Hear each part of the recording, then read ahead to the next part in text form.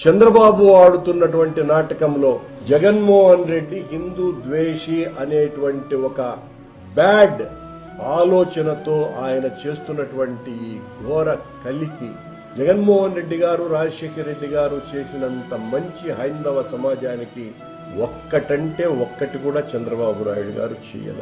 మతాంతీకరణ కోసమని ఇతర మతస్థుల వాళ్ళు హైందవ మతాన్ని స్వీకరించటానికి సిద్ధంగా ఉంటే, హిందువుగా మారటానికి వాళ్ళు సిద్ధంగా ఉంటే కొండ మీద ఒక పీఠాన్ని ఏర్పాటు చేసేటువంటి నిర్ణయాన్ని తీసుకున్నది జగన్మోహన్ రెడ్డి గారి ప్రభుత్వం. ఇంతకంటే గొప్ప విషయం ఏమున్నది?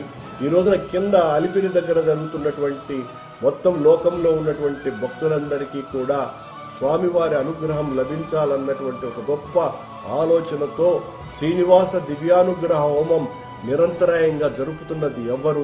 కొత్తగా చంద్రబాబు నాయుడు గారి ప్రభుత్వం చేసినటువంటి పని ఏమీ లేదని